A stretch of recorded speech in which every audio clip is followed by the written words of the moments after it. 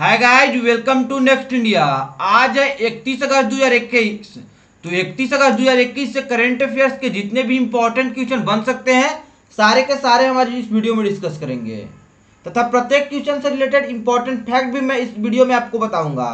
तो आप वीडियो को अंत तक ध्यान से देखिए। अंत में मैं आपसे क्वेश्चन भी पूछूंगा जिसका जवाब आपको कॉमेंट बॉक्स में देना है। चलिए तो दोस्तों स्टार्ट करते हैं आज का सेशन। उससे पहले यदि आप इस वीडियो का पीडीएफ फाइल पाना चाहते हैं तो आप हमारे टेलीग्राम चैनल को जरूर ज्वाइन कर ले। टेलीग्राम चैनल का लिंक हमारे इस वीडियो के डिस्क्रिप्शन बॉक्स में दिया हुआ है तथा अन्य सोशल मीडिया का लिंक भी वहां पर दिया हुआ है, आप हमें वहां पर फॉलो कर सकते हैं। चलिए तो अब स्टार्ट करते हैं आज का सेशन। आज का सेशन का पहला प्रश्न है, हाल ही में परमाणु परीक्षण के खिलाफ अंतर्राष्ट्रीय दिवस कब मनाया गया है? तो दोस्तों इस प्रश्न का सही जवाब है ऑप्शन सी यानी कि 29 अगस्त को। हर साल 29 अगस्त को विश्व स्तर पर परमाणु परीक्षण के खिलाफ अंतर्राष्ट्रीय दिवस मनाया जाता है, यानी कि international day against nuclear test. इस दिन का उद्देश्य परमाणु हथियार परीक्षण, विस्फोटों या किसी अन्य परमाणु विस्फोटों के प्रभाव के बारे में जागरूकता बढ़ाना और परमाणु हथियार मुक्त दुनिया के लक्ष्य को प्राप्त करने के साधनों के रूप में से एक के रूप में उनकी समाप्ति की आवश्यकता के प्रति जागरूक करना है। अब जान लेते हैं इस दिवस के इतिहास के बारे में। 2 दिसंबर 2009 को संयुक्त राष्ट्र महासभा के 64वें सत्र में ने अपने प्रस्ताव 64/35 के सर्वसम्मति स्वीकृति के माध्यम से परमाणु परीक्षण के खिलाफ 29 अगस्त को अंतर्राष्ट्रीय दिवस घोषित किया गया। 2010 में सबसे पहली बार परमाणु परीक्षण के खिलाफ अंतर्राष्ट्रीय दिवस मनाया गया था। अब चलते हैं आज के अगले प्रश्न की ओर। आज का अगला प्रश्न है, हाल ही में राष्ट्रीय लघु उद्योग दिवस कब मनाया गया है? तो दोस्तों इस प्रश्न का सही जवाब है ऑप्शन सी यानी कि 30 अगस्त को।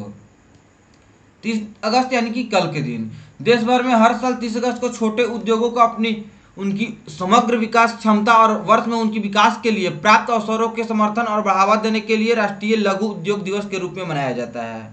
उद्योग दिवस मौजूदा छोटे, बड़े और मध्यम पैमाने यानी कि एमएसएमई के पैमाने पर उद्योगों को संतुलित विकास प्रदान करने और राज्य के वित्तीय स्वास्थ्य को बढ़ावा देने के लिए नए उद्योग स्थापित करने में सहायता प्रदान करने का एक माध्यम है। अब जान लेते हैं बात ये लघु उद्योग के बारे में। तो लघु उद्योग क्या होता है? नेशनल स्मॉल इंडस्ट्री डे मनाया गया है, यानी स्मॉल इंडस्ट्री यानी लघु उद्योग। तो लघु उद्योग के बारे में जान लेते हैं। लघु उद्योग और कुटीर उद्योग ने भारतीय अर्थव्यवस्था में एक महत्वपूर्ण भूमिका निभाई है। भारत के आधार और कुटीर निर्माताओं में सर्वोत्तम गुणवत्ता लाभ का उत्पादन किया गया है। यद्यपि इस क्षेत्र में अन्य भारतीय व्यवसाय की तरह ब्रिटिश शासन में भी भारी गिरावट आई है। अनुभव हुआ है यह स्वतंत्रता के बाद बहुत तेज कदम से बढ़ा है, यानी लघु तथा कुटीर उद्योग में स्वतंत्रता के बाद यह बहुत ही बढ़ोतरी हुई है। अब चलते हैं आज के अगले प्रश्न की ओर। आज का अगला प्रश्न है, हाल ही में international day of victims of enforced disappearances day कब मनाया गया है? तो दोस्तों इस प्रश्न का सही जवाब है ऑप्शन ए यानी कि 30 अगस्त को। संयुक्त राष्ट्र हर साल 30 अगस्त को विश्व स्तर पर international day of the victims of enforced disappearances यानी कि जबरदस्ती गुम किए गए पीड़ितों का अंतर्राष्ट्रीय दिवस मनाया जाता है। यह दिन गिरफ्तारी, नजरबंद और अपहरण की घटनाओं सहित दुनिया के विभिन्न क्षेत्रों में जबरदस्ती या बिना मर्जी के गायब किए जाने वाले लोगों के बारे में गंभीर चिंता व्यक्त करने के लिए मनाया जाता है। उपरोक्त सभी घटनाओं के परिणाम स्वरूप उत्पीड़न से संबंधित रिपोर्ट की संख्या बढ़ जाती है, जिनमें गायब होने वाले या जिनके परिवारों को उत्पीड़न, दुर्व्यवहार सहना पड़ा हो, जिन्हें धमकाया गया हो आदि से संबंधित है। अब चलते हैं आज के अगले प्रश्न की ओर। आज का अगला प्रश्न है, हाल ही में अवनी लेखारा ने पैरालंपिक 2020 में कौन सा पदक जीता है? तो दोस्तों इस प्रश्न का सही जवाब है ऑप्शन ए यानी कि स्वर्ण पदक। हाल ही में हो रहे टोक्यो पैरालंपिक 2020 में अवनी लेखारा ने स्वर्ण पदक जीत लिया। भारत की तरफ से यह पहला स्वर्ण पदक है।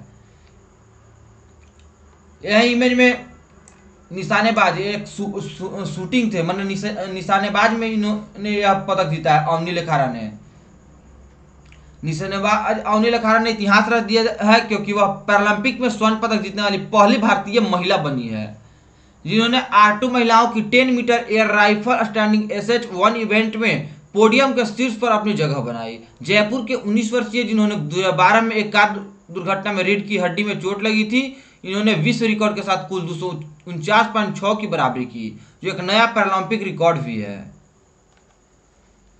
यह इमेज में लेखारा जी, आप इन्हें ध्यान से देख लीजिए, इन्होंने ही पहला गोल्ड जीत लिया है टोक्यो पैरालंपिक्स में भारत की तरफ से। अब चलते हैं आज के अगले प्रश्न की। आज का अगला प्रश्न है, हाल ही में किस देश के मैक्स वर्स्टापेन ने बेल्जियम ग्रैंड प्रिक्स 2021 जीत लिया है? तो यह किस देश के हैं मैक्स वर्स्टापेन? तो इसके बारे में जान लेते हैं। तो दोस्तों, इस प्रश्न का सही जवाब है ऑप्शन ए यानी कि नीदरलैंड। यह है इमेज में मैक्स वर्स्टापेन, इन्होंने हाल ही में बेल्जियम ग्रैंड प्रिक्स 2021 जीत लिया है। बेल्जियम ग्रैंड प्री को बारिश के कारण रोक दिया गया था और केवल 2 लैप पूरे हुए थे। इस दोनों लैप्स में हुई प्रगति के आधार पर विजेता का फैसला किया गया। जॉर्ज रसेल विलियमसन दूसरे और लुइस हैमिल्टन मर्सिडीज तीसरे स्थान पर रहे हैं। बात हुई मैक्स वेस्टापेन के बारे में, तो इसके बारे में जान लेते हैं। यह रेड बुल कहे जाते हैं नीदरलैंड के, यानी यह नीदरलैंड के हैं रहने वाले हैं। यह है इमेज में मैक्स वेस्टापेन। इनका जन्म 30 सितंबर 1997 को हुई थी। इनका हाइट 1.81 मीटर है। इनका current team red bull racing है तथा इनका नेशनलिटी है बेल्जियन डच अभी वर्तमान में। अब चलते हैं आज के अगले प्रश्न की ओर। आज का अगला प्रश्न है, हाल ही में निषाद कुमार ने टोक्यो पैरालंपिक्स 2020 में पुरुषों की ऊंची कूद T47 स्पर्धा में कौन सा पदक जीता है? तो इस प्रश्न का सही जवाब है ऑप्शन ए यानी कि रजत पदक, यानी कि सिल्वर मेडल जीत लिया है।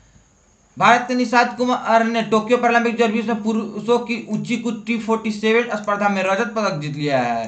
टोक्यो पैरालंपिक 2020 में भारत के लिए दूसरा पदक है। 23 वर्षीय निषाद ने 2.06 मीटर की छलांग लगाई और ऐसा करते हुए एक एशियाई रिकॉर्ड बनाया है। उन्होंने यूएसए के डलास वाइज के साथ अपनी छलांग की भी बराबरी की, जिन्होंने रजत पदक भी अपने नाम किया है। यह इमेज में निषाद कुमार जी, इन्होंने जो रजत पदक जीत लिया, भारत के दूसरे मेडल टोक्यो पैरालंपिक्स में है। अब चलते हैं आज के अगले प्रश्न की ओर। आज का अगला प्रश्न है, हाल ही में 2021 बार्सिलोना ओपन शतरंज टूर्नामेंट का खिताब किसने जीता है? तो दोस्तों, इस प्रश्न का सही जवाब है ऑप्शन है यानी कि एसपी सेतुरमन। यह इमेज में एसपी सेतुरमन, इन्होंने हाल ही में यानी 2021 का बार्सिलोना ओपन शतरंज टूर्नामेंट जीत लिया है।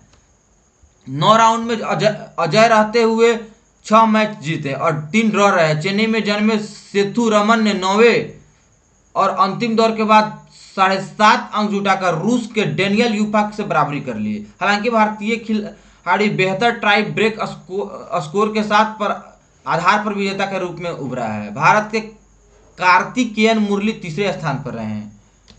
अब चलते हैं आज के अगले प्रश्न की ओर। आज का अगला प्रश्न है, हाल ही में दुनिया के सबसे ऊंचे मूवी थिएटर का उद्घाटन कहाँ किया गया है? तो इस प्रश्न का सही जवाब है ऑप्शन है यानी कि लद्दाख में। हाल ही में लद्दाख में दुनिया के सबसे ऊंचे मूवी थिएटर का उद्घाटन किया गया है। इससे लेह के पलदान इलाके को 11,562 फीट की ऊंचाई पर अपना पहला मोबाइल डिजिटल मूवी थिएटर मिला है। थिएटर -28 डिग्री सेल्सियस में काम कर सकता है। इस पहल का उद्देश्य भारत के सबसे दूरस्थ क्षेत्र में सिनेमा देखने का अनुभव लाना है। उल्लेखनीय है कि आने वाले समय में लेह में ऐसे 4 थिएटर स्थापित किए जाएंगे। लद्दाख के बारे में एक और चीज़ हम लोग जान लेते हैं, यानी रिवीजन कर लेते हैं। वो है, हाल ही में भारतीय वायुसेना यानी कि आईएएफ ने लद्दाख के एडवांस लैंडिंग ग्राउंड के में दुनिया के सबसे ऊंचे मोबाइल एयर ट्रैफिक कंट्रोल यानी कि एटीसी टावर का निर्माण किया है। यह आईएएफ यानी इंडियन एयरफोर्स के द्वारा किया गया है। अब चलते हैं, बात हुई लद्दाख के बारे में, तो लद्दाख के बारे में जान लेते हैं। यह मैप में लद्दाख जो कि रेड कलर से डिनोटेड है, इसका रीजन है इंडिया में। लद्दाख का टोटल एरिया 59,146 वर्ग किलोमीटर है तथा यह एक यूनियन टेरिटरी है जिसका निर्माण 31 अक्टूबर 2019 को हुई थी, जब से जम्मू कश्मीर तथा लद्दाख एक अलग अलग यूटी बना। इसका पॉपुलेशन अभी वर्तमान में 2.74 लाख है 2011 के अनुसार, तथा यहाँ पर 2 डिस्ट्रिक्ट है। अब चलते हैं आज के अगले प्रश्न की ओर। आज का अगला प्रश्न है, हाल ही में किस मंत्रालय ने नए वाहनों के लिए नया पंजीकरण मार्ग यानी भारत श्रृंखला लॉन्च किया है? तो इस प्रश्न का सही जवाब है ऑप्शन ए यानी कि सड़क परिवहन और राजमार्ग मंत्रालय। सड़क परिवहन और राजमार्ग मंत्रालय ने नए वाहनों के लिए एक नया पंजीकरण मार्ग यानी भारत श्रृंखला लॉन्च किया है। भारत श्रृंखला यानी बीएच सीरीज मार्ग वाले वाहनों को एक नए पंजीकरण चिन्ह के असाइनमेंट की आवश्यकता नहीं होगी जब वाहन का मालिक एक राज्य से दूसरे राज्य में स्थानांतरित हो जाता है। इससे पहले मोटर वाहन अधिनियम 1988 की धारा 47 के तहत यदि कोई व्यक्ति एक राज्य से दूसरे राज्य में जाता है तो एक व्यक्ति को वाहन को पंजीकृत राज्य के अलावा किसी अन्य राज्य में 12 महीने से अधिक नहीं रखने की अनुमति है। लेकिन नए राज्य पंजीकरण प्राधिकरण के साथ एक नया पंजीकरण 12 महीने से के निर्धारित समय के भीतर किया जाना है। यानी कि BH सीरीज वाले मार्क वाहनों को एक राज्य से दूसरे राज्य में ले जाने पर कोई प्रॉब्लम नहीं होगी, और मतलब वहाँ पर 12 महीनों के बाद भी रह सकती है। BH सीरीज के लिए कौन आवेदन कर सकता है, इसके बारे में जान लेते हैं। यह सुविधा रक्षा कर्मियों, केंद्र सरकार या राज्य सरकार, केंद्र राज्य सार्वजनिक क्षेत्र के उपक्रमों के कर्मचारी और निजी क्षेत्र के कंपनियों संगठनों के लिए स्वैच्छिक आधार पर उपलब्ध है, जिनके कार्यालय 4 या अधिक राज्यों केंद्र शासित प्रदेशों में हैं। अब जान लेते हैं क्या होगा format Bharat series BH series registration mark का। तो पहले इसके बारे में जान लेते हैं। पहले होगा ईयर ऑफ रजिस्ट्रेशन YY, यानी कि ईयर, जैसे कि 2021 है तो 21 हो जाएगा यहाँ पर। और उसके बाद कोड ऑफ भारत सीरीज, यानी भारत से BH सीरीज BH का कोड होगा। उसके बाद रैंडमाइज्ड नंबर होगा 4 अंक का, तथा उसके बाद access alphabet A to Z कोई अल्फाबेट नंबर होगा। मोटर वाहन कर 2 साल के लिए या 2 के गुणक में लगाया जाएगा। यह योजना एक नए राज्य संघ राज्य क्षेत्र में स्थानांतरित होने वाले भारत के राज्यों संघ राज्य क्षेत्रों में निजी वाहन की मुफ्त आवाजाही की सुविधा प्रदान करेगी। 14वें वर्ष के पूरा होने के बाद मोटर वाहन कर सालाना लगाया जाएगा, जो उस वाहन के लिए पहले चार्ज की गई राशि का आधा होगा। अब जान लेते हैं, बात हुई केंद्रीय सड़क परिवहन और राजमार्ग मंत्री के बारे में, तो इसके मंत्रालय भी कौन है, तो इसके मंत्री हैं केंद्रीय सड़क परिवहन और राजमार्ग मंत्री हैं नितिन जयराम गडकरी जी। अब चलते हैं आज के अगले प्रश्न की। आज का अगला प्रश्न है, हाल ही में किसने आर्मी स्पोर्ट्स इंस्टीट्यूट पुणे का नाम बदलकर नीरज चोपड़ा स्टेडियम कर दिया है? तो इस प्रश्न का सही जवाब है ऑप्शन बी, यानी कि राजनाथ सिंह। नीरज चोपड़ा के सम्मान में बहुत कुछ किया गया है भारत में, आप ऐसा जान भी रहे होंगे। लेकिन एक और सुना गया है सूचना, जिसमें राजनाथ सिंह जी ने हाल ही में आर्मी स्पोर्ट्स इंस्टीट्यूट जो कि पुणे में है, इसका नाम बदलकर नीरज चोपड़ा स्टेडियम कर दिए हैं। भारतीय सेना का फोकस 11 विषयों में होनहार खिलाड़ियों की पहचान करना और उन्हें प्रशिक्षित करना है। भारतीय सेना का मिशन ओलंपिक कार्यक्रम 2001 में ओलंपिक और अन्य अंतर्राष्ट्रीय आयोजनों में पदक विजेता प्रदर्शन देने के इरादों से शुरू किया गया था। यहाँ पर रिवीजन के रूप में दिया हुआ है नीरज चोपड़ा के बारे में, तथा भारतीय एथलेटिक्स महासंघ यानी इंडियन IAAF के बारे में दिया हुआ है, तो इसके बारे में आप ध्यान से पढ़ लीजिएगा। अब चलते हैं आज के अगले प्रश्न के। आज का अगला प्रश्न, हाल ही में किसने fit India mobile app launch किया है? तो स्पोर्ट्स मिनिस्टर अनुराग ठाकुर ने यह लॉन्च किया है। इमेज में स्पोर्ट्स मिनिस्टर अनुराग ठाकुर जिन्होंने हाल ही में fit India mobile app launch किया है, वो भी नेशनल स्पोर्ट डे यानी राष्ट्रीय स्पोर्ट्स डे के यानी खेल दिवस के अवसर पर इन्होंने लॉन्च किया है। खेल दिवस वही जो पिछले मेजर ध्यानचंद के जन्म दिवस पर मनाया गया है, तो आप इसे ध्यान पे रखिएगा कि स्पोर्ट्स मिनिस्टर अनुराग ठाकुर ने इसे यानी कि फिट इंडिया मोबाइल ऐप को लॉन्च किया है नेशनल स्पोर्ट्स डे के दिन। अब चलते हैं आज के अगले प्रश्न की ओर। आज का अगला प्रश्न है, हाल ही में किस मंत्रालय द्वारा पूरे भारत में सितंबर 2021 में पोषण माह मनाया जाएगा? तो दोस्तों इस प्रश्न का सही जवाब है ऑप्शन ए, कि महिला एवं बाल विकास मंत्रालय।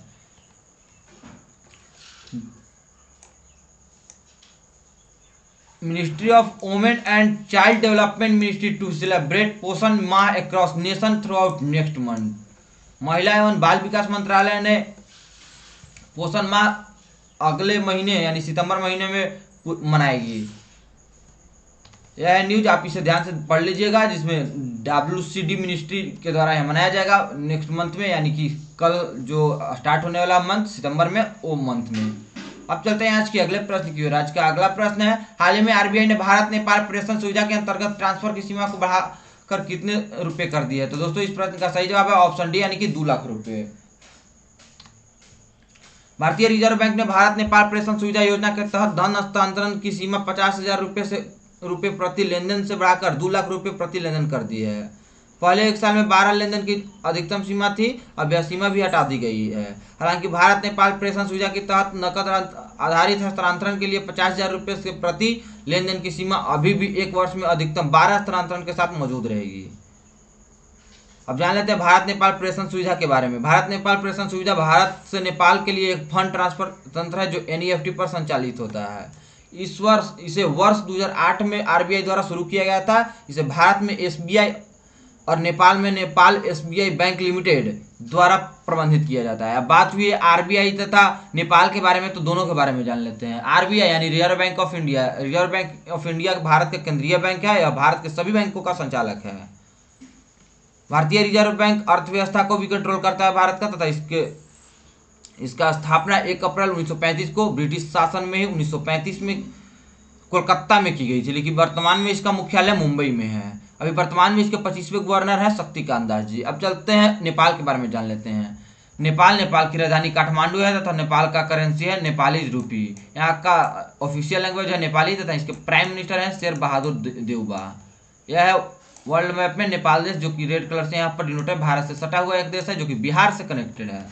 अब चलते हैं आज के अगले प्रश्न की ओर। आज का अगला प्रश्न है, हाल ही में किसने टोक्यो पैरालंपिक 2020 में भारत की तरफ से दूसरा गोल्ड मेडल जीत लिया है? तो दोस्तों, भारत की तरफ से टोक्यो पैरालंपिक्स 2020 में दूसरा गोल्ड मेडल भी जीत लिया गया है, जिसका जीतने वाले का नाम है ऑप्शन ए यानी कि सुमित अंतिल। टोक्यो ओलंपिक्स में तो केवल एक ही गोल्ड मेडल नीरज चोपड़ा जी जीते थे, लेकिन अभी पूरा नहीं हुआ है, उसमें बीच में ही अभी तक 2 गोल्ड मेडल जीत लिया गया है टोक्यो पैरालंपिक्स में। पहला लेखारा जी जीते हैं तथा दूसरा सुमित अंतिल जीते हैं। यह इमेज में सुमित अंतिल भी यानी कि टोक्यो ओलंपिक में जैसे नीरज चोपड़ा भाला फेंक में जीते थे, ये भी भाला फेंक में ही 66.95 मीटर के थ्रो बीकर इन्होंने जीत हासिल की है।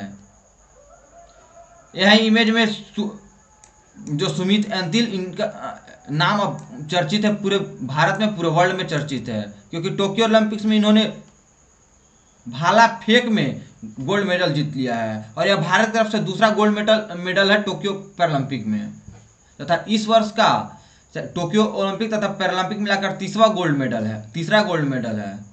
अब चलते हैं आज के अगले प्रश्न की ओर। आज का अगला प्रश्न है, हाल ही में किस देश में को एजुकेशन यानी सह शिक्षा बैन कर दिया गया है? तो दोस्तों, इस प्रश्न का सही जवाब है ऑप्शन बी यानी कि अफगानिस्तान। अफगानिस्तान में तालिबानियों ने हाल ही में को एजुकेशन बंद कर दिया है। को एजुकेशन मतलब कि लड़का तथा लड़की एक ही क्लास में एक सह शिक्षा मतलब साथ साथ पढ़ सके, जो कि सभी देशों में लगभग लागू है। शिक्षा को यानी को एजुकेशन को तालिबानियों ने अफगानिस्तान में बंद कर दिया है। तालिबान ने अफगानिस्तान में सह शिक्षा पर प्रतिबंध लगा दिया है। इसके कुछ ही दिन बाद उसने देश में महिलाओं के अधिकारों का सम्मान करने का आश्वासन दिया था। तालिबान के नवनियुक्त उच्च शिक्षा मंत्री शेख अब्दुल बाकी हकानी ने कहा, पुरुषों को लड़कियों को पढ़ाने की इजाज़त नहीं है। हकानी ने कहा कि शरिया कानून के तहत शैक्षणिक गतिविधियां होगी। उन्होंने यह भी कहा कि महिला व्याख्याताओं को केवल महिला छात्रों को पढ़ने की अनुमति होगी, न कि पुरुषों को। अफगान पत्रकार बशीर अहमद ख्वाग ने ट्वीट किया है कि इस कदम ने लड़कियों को उच्च शिक्षा से प्रभावी रूप से वंचित कर दिया है, क्योंकि विश्वविद्यालय अलग अलग कक्षाएं प्रदान करने का जोखिम नहीं उठा सकते हैं और न ही पर्याप्त मानव संसाधन है जो कि तालिबानियों के कहने पर दिया जा सके। तो अफगानिस्तान में यह बेरुख देखने को मिल रहा है, जो कि उसमें वहाँ के लड़कियों को पढ़ने का अधिकार भी छीन लिया गया है। अब चलते हैं, जान लेते हैं अफगानिस्तान के बारे में। बात हुई तो अफगानिस्तान के बारे में, यह है अफगानिस्तान का इंडिविजुअल मैप। वर्ल्ड मैप में है, देखिए हरा कलर से डिनोटेड अफगानिस्तान देश। अफगानिस्तान की राजधानी काबुल है। अफगानी यहाँ का करेंसी है तथा दारी पर्शियन तथा पाश्तो यहाँ का लैंग्वेज है। पाश्तो लैंग्वेज में ही वहाँ के छात्रों को यानी कि स्टूडेंट्स को तालिबान कहा जाता है। वहाँ का ही तालिबान के बारे में हमने बता दिया था कि तालिबान वास्तव में क्या है, एक देश है या एक संगठन है। तो इसके बारे में आप पहले वीडियो देख लीजिए, वहाँ पर डिटेलिंग में दिया हुआ है कि तालिबान क्या है। वहाँ के प्रेसिडेंट अशरफ गनी हैं, लेकिन वर्तमान में अलग यहाँ का एक और दूसरा तालिबानियों ने अपना खुद का राष्ट्रपति बना लिया है। तो अब चलते हैं आज के अगले प्रश्न की ओर। अब आज का प्रश्न 15 आज का एंड हुआ। अब चलते हैं कल के वीडियो के अंतिम प्रश्न की ओर। कल का वीडियो का अंतिम प्रश्न था, द कपिल शर्मा स्टोरी नामक पुस्तक के लेखक कौन है? तो दोस्तों, इस प्रश्न का सही जवाब है ऑप्शन ए यानी कि अजिताभा बोस, यानी ऑप्शन ए सही जवाब है। अब चलते हैं कल आपके लिए आज के क्वेश्चन है, केंद्र सरकार ने इंडियन बैंक एसोसिएशन यानी आईबीए के परिवार पेंशन को बढ़ाकर अंतिम वेतन की कितनी राशि निकालने के प्रस्ताव को मंजूरी दे दी है? तो इसका जवाब आप कमेंट बॉक्स में जरूर दें। आशा करता हूँ आप कल के प्रश्न का जवाब कमेंट बॉक्स में जरूर दिए होंगे। तथा प्रत्येक दिन से बनने वाले डेज को आप कमेंट बॉक्स में लिखा कीजिए, ताकि लिखने से आदत बने और लिखते लिखते आपको पूरे वर्ष का डेज ध्यान में रहने लगे। आप हमें फेसबुक, इंस्टाग्राम, टेलीग्राम, ट्विटर सभी जगह फॉलो कर सकते हैं। यदि वीडियो अच्छा लगे तभी हमारे चैनल को शेयर तथा सब्सक्राइब करें। चलिए तो दोस्तों, वीडियो को अंत तक देखने के लिए आप सभी को बहुत बहुत धन्यवाद। मिलते हैं अब अगले वीडियो में। तब तक आप पढ़ते रहें, मुस्कुराते हैं, बड़ों का सम्मान करें, छोटों को प्यार दें, अपना व्यक्तित्व इस प्रकार से विकसित करें ताकि लोग, खास करके महिलाएं, आपके साथ सुरक्षित महसूस करें। धन्यवाद।